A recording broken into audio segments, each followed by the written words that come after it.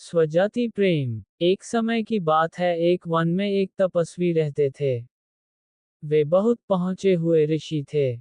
उनका तपस्या बल बहुत ऊंचा था।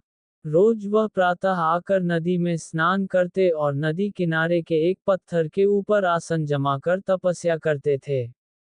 निकट ही उनकी कुटिया थी, जहां उनकी पत्नी भी रहती थी। एक दिन एक विचित्र घटना घटी।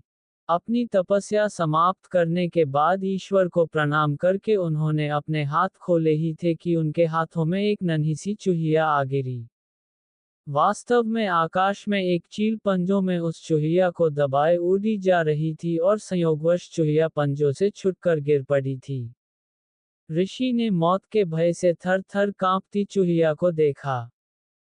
ऋषि और उनकी पत्नी के कोई संतान नहीं थी। कई बार पत्नी संतान की इच्छा व्यक्त कर चुकी थी। ऋषि दिलासा देते रहते थे। ऋषि को पता था कि उनकी पत्नी के भाग्य में अपनी कोख से संतान को जन्म देकर मां बनने का सुख नहीं लिखा है। किस्मत का लिखा तो बदला नहीं जा सकता, परंतु अपने मुंह से ये सच्चाई बताकर वे पत्नी का दिल नहीं दुखाना चाहते थे। ये भी सोचते रहते कि किस उपाय से पत्नी के जीवन का यह अभाव दूर किया जाए। ऋषि को नन्ही चूहिया पर दया आ गई। उन्होंने अपनी आंखें बंद कर एक मंत्र पढ़ा और अपनी तपस्या की शक्ति से चूहिया को मानव बच्ची बना दिया।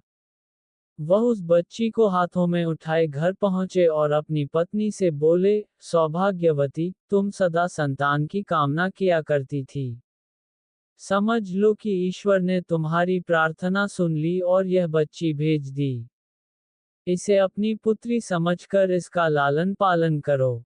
ऋषि पत्नी बच्ची को देखकर बहुत प्रसन्न हुई। बच्ची को अपने हाथों में लेकर चूमने लगी, कितनी प्यारी बच्ची है। मेरी बच्ची ही तो है ये। इसे मैं पुत्री की तरह ही पालूंगी। इस प्रकार वह चूहिया मानव बच्ची बनकर ऋषि के परिवार में पलने लगी। ऋषि पत्नी सच्ची मां की भांति ही उसकी देखभाल करने लगी। उसने बच्ची का नाम कांता रखा। ऋषि भी कांता से पितावत स्नेह करने लगे। धीरे धीरे वे ये भूल गए कि उनकी पुत्री कभी चूहिया थी। मां तो बच्ची के प्यार में खो गई। वह दिन रात उसे खिलाने और उससे खेलने में लगी रहती थी। ऋषि अपनी पत्नी को ममता लुटाते देख प्रसन्न होते कि आखिर संतान न होने का उसे दुख नहीं रहा। ऋषि ने स्वयं उचित समय आने पर कांता को शिक्षा दी और सारी ज्ञान विज्ञान की बातें सिखाई। समय पंख लगाकर उड़ने लगा। देखते ही देखते मां का प्रेम तथा ऋषि का स्नेह व शिक्षा प्राप्त करती कांता बढ़ते बढ़ते 16 वर्ष की सुंदर, सुशील व योग्य युवती बन गई। माता को बेटी के विवाह की चिंता सताने लगी। एक दिन उसने ऋषि से कह डाला, सुनो, अब हमारी कांता विवाह योग्य हो गई है। हमें उसके हाथ पीले कर देने चाहिए। तभी कांता वहां आ पहुंची। उसने अपने केशों में फूल गूंथ रखे थे। चेहरे पर यौवन दमक रहा था। ऋषि को लगा कि उनकी पत्नी ठीक कह रही हैं। उन्होंने धीरे से अपनी पत्नी के कान में कहा, मैं हमारी बिटिया के लिए अच्छे से अच्छा वर ढूंढ निकालूंगा। उन्होंने अपने तपोबल से सूर्यदेव का आवाहन किया। सूर्य ऋषि के सामने प्रकट हुए और बोले, प्रणाम मुनिश्री, कहिए आपने मुझे क्यों स्मरण किया? क्या आज्ञा है? ऋषि ने कांता की ओर इशारा करके कहा, यह मेरी बेटी है। सर्वगुण सुशील है। मैं चाहता हूं कि तुम इससे विवाह कर लो। तभी कांता बोली, पिताश्री, यह बहुत गर्म है। मेरी तो आंखें चुंधिया रही हैं। मैं इनसे विवाह कैसे करूं? न कभी इनके निकट जा पाऊंगी, न देख पाऊंगी। ऋषि ने कांता की पीठ थपथपाए और बोले, ठीक है। दूसरे और श्रेष्ठ वर देखते हैं। सूर्यदेव बोले, ऋषि, वह बादल मुझसे श्रेष्ठ हैं। वह मुझे भी ढक लेता है। उससे बात कीजिए। ऋषि के बुलाने पर बादल गरजते लरजते और बिजलियां चमकाते प्रकट हुए। बादल को देखते ही कांता ने विरोध किया, पिताश्री, ये तो बहुत काले रंग का है। मेरा रंग गोरा है। हमारी जोड़ी नहीं जमेगी। ऋषि ने बादल से पूछा, तुम ही बताओ कि तुमसे श्रेष्ठ कौन है। बादल ने उत्तर दिया, पवन। वह मुझे भी उड़ाकर ले जाता है। मैं तो उसी के इशारे पर चलता रहता हूँ। ऋषि ने पवन का आवाहन किया। पवन देव प्रकट हुए तो ऋषि ने कांता से ही पूछा, पुत्री, तुम्हें यह वर पसंद है? कांता ने अपना सिर हिलाया, नहीं पिताश्री। ये बहुत चंचल है। एक जगह टिकेगा ही नहीं। इसके साथ गृहस्थी कैसे जमेगी?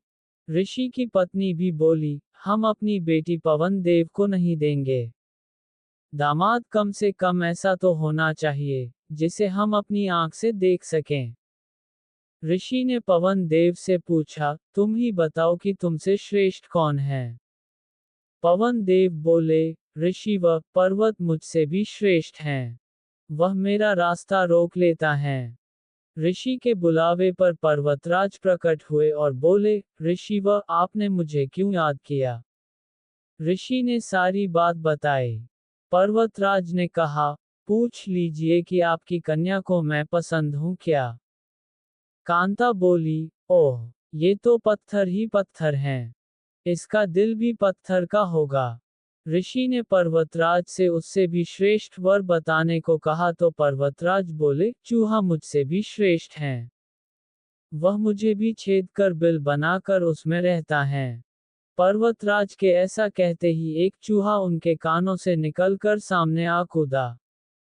चूहे को देखते ही कांता खुशी से उछल पड़ी, पिताश्री, पिताश्री। मुझे ये चूहा बहुत पसंद है। मेरा विवाह इसी से कर दीजिए। मुझे इसके कान और पूंछ बहुत प्यारे लग रहे हैं। मुझे यही वर चाहिए। ऋषि ने मंत्र बल से एक चूहिया को तो मानवी बना दिया, पर उसका दिल तो चूहिया का ही रहा। ऋषि ने कांता को फिर चूहिया बनाकर उसका विवाह चूहे से कर दिया और दोनों को विदा किया। सीख: जीव जिस योनि में जन्म लेता है, उसी के संस्कार बने रहते हैं। स्वभाव नकली उपायों से नहीं बदले जा सकते।